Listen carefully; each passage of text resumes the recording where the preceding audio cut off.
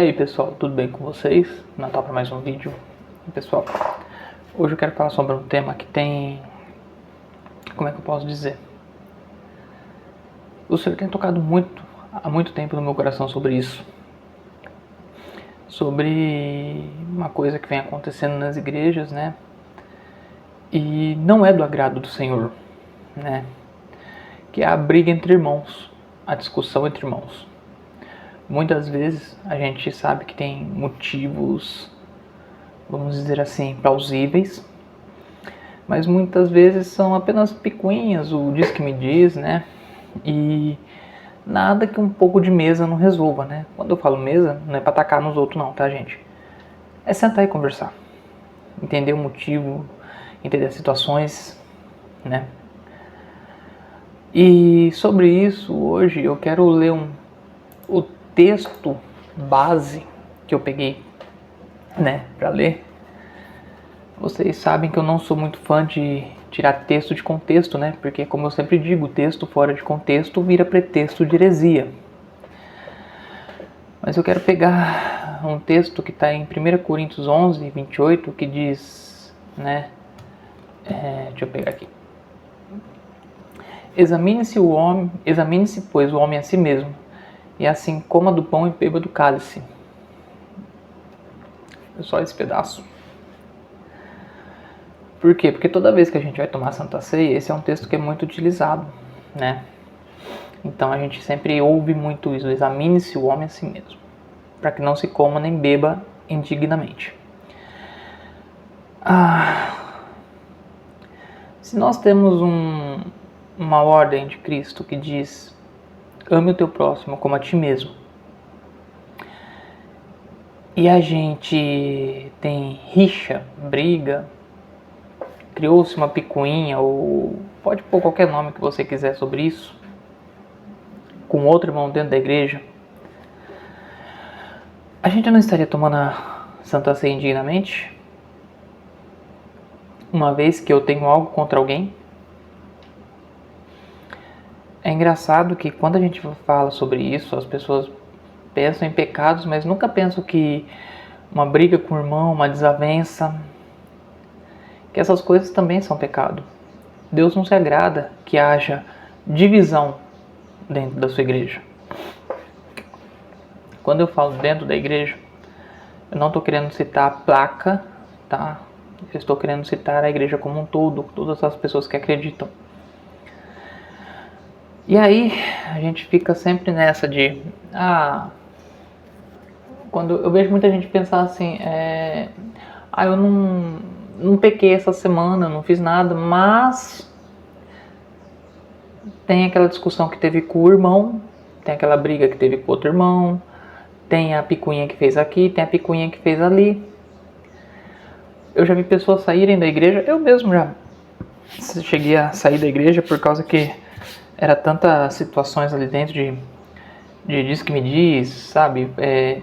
Essas coisinhas, né? E você acaba perdendo o gosto de estar ali, porque você olha e fala, a pessoa que era para dar exemplo, na verdade está dando um mau exemplo, né? E aí, como cristão, o que eu vou falar lá fora? Né? Então, se eu não consigo controlar minha língua dentro da igreja, imagina fora. E tem uma parte da Bíblia que fala que eu não sei se está na Bíblia realmente, mas a boca fala que o coração está cheio. Então, se uma pessoa está destilando veneno, então significa que o coração dela também tem veneno. Então, como essa pessoa pode tomar a ceia, né? Na verdade, ela tem que se examinar primeiro, perdoar o irmão que ofendeu ela, pedir perdão para aqueles irmãos que ela ofendeu, né? Chama no canto, conversa, sempre com testemunha, tá? Para não ficar só na sua palavra contra dela, né? Nisso a gente vai ter um texto também que está em Mateus 5, 23, 24. Todos esses textos que eu estou lendo, tá, pessoal? Eu estou lendo pela Almeida Revista e Corrigida, que é aquela ARC, tá bom?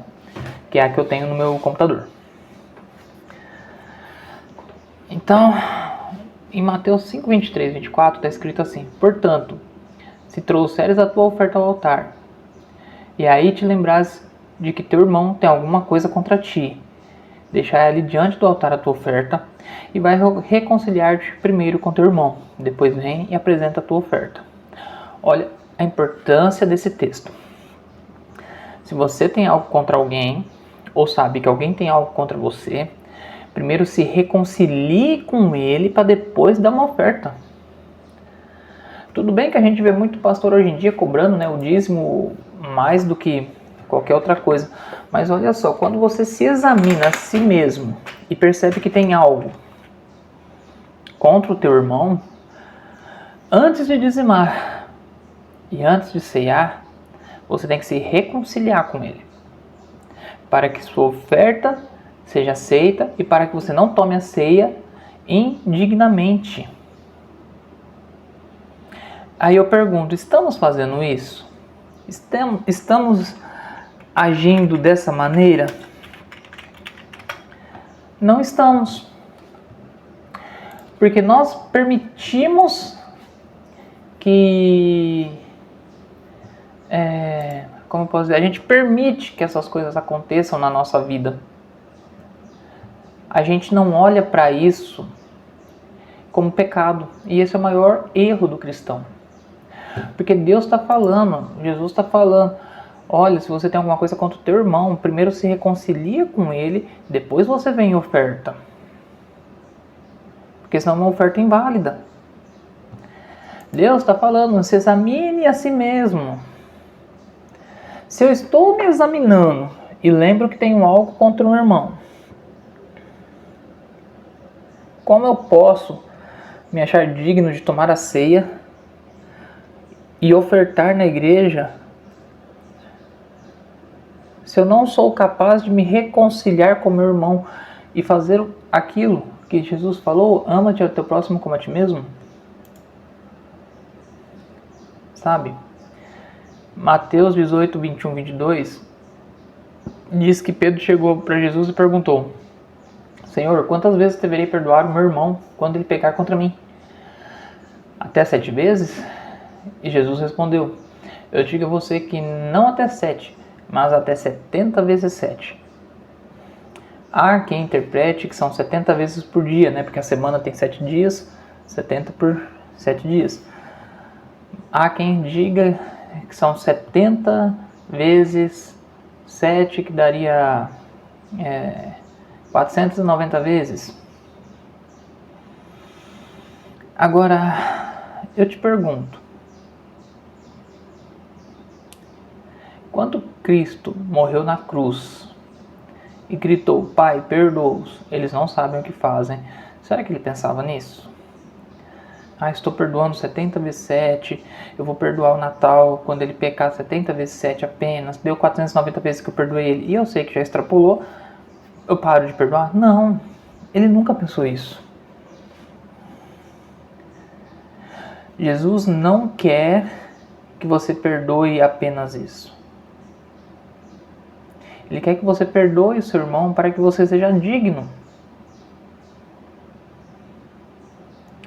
E agora, quando eu estou falando digno, eu não estou falando digno de ceiar ou de ofertar e dizimar, mas seja digno do perdão que ele também ofereceu. Porque ele nunca pensou em quantas vezes você ia pecar contra ele, mas apenas pensou, Pai, perdoa-os. Quando a gente vai para... deixa eu só fechar um negocinho aqui, pessoal. Aí. Quando a gente vai para Marcos 11, fala, né? Marcos 11, 25. E, quando estiveres orando, perdoai, se tende alguma coisa contra alguém, para que vosso Pai, que estás nos céus, vos perdoe as vossas ofensas. Mas se vós não perdoares, também vosso Pai, que está no céu, não vos perdoará as vossas ofensas. Então, ele também diz pra gente, olha, é um mandamento perdoar. Na oração do Pai Nosso, que o próprio Cristo nos ensina, diz, perdoa as nossas ofensas, assim como perdoamos a quem nos ofende. Perdão é magnífico. O perdão é libertador. O perdão é cura. Muitas vezes coisas não estão acontecendo na vida das pessoas simplesmente pelo fato de que elas não conseguem perdoar outra pessoa. E aquilo trava ela no mundo espiritual. Mas Natal, o que eu faço quando o irmão peca contra mim? Eu só olho para ele e falo, perdoa?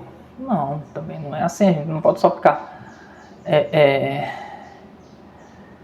porque se a gente só perdoar também dessa maneira, o irmão não vai entender o porquê está sendo perdoado.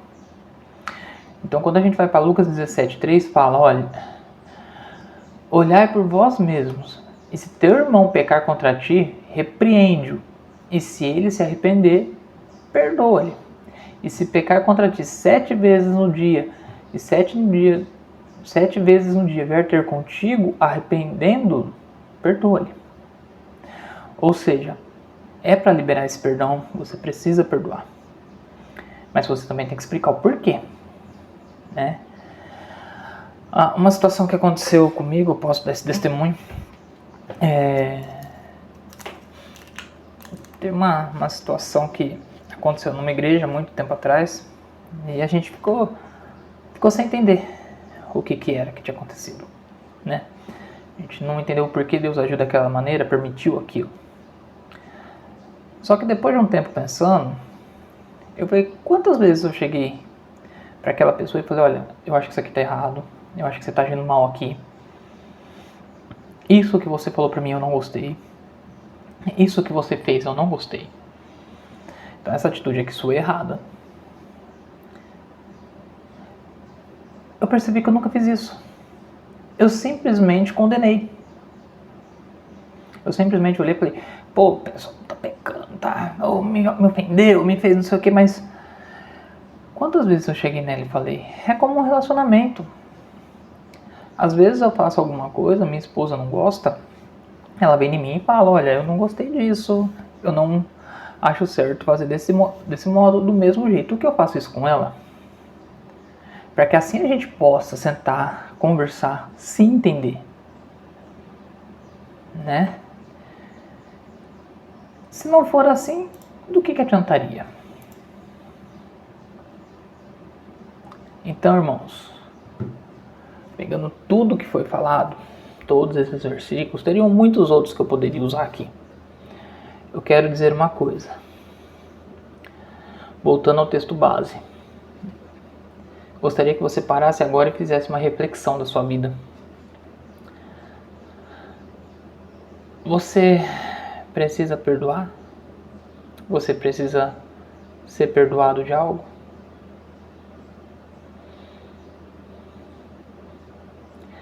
Examine-se a si mesmo. Pense em todas as pessoas que já passaram, que vão passar. Que vão não tem como, mas quando você começa uma caminhada em outro lugar, ou vai para uma outra empresa, uma coisa assim. Se alguém tem algo contra ti, ou você tem algo contra essa pessoa, o meu maior conselho hoje é: vá, converse e se acerte. Para que assim, liberando o poder do perdão, você também possa recebê-lo de volta. Não é fácil. Perdoar é um exercício diário. Comece levantando todo dia, olhando no espelho e dizendo, eu te perdoo. Porque nós só podemos dar aquilo que nós temos.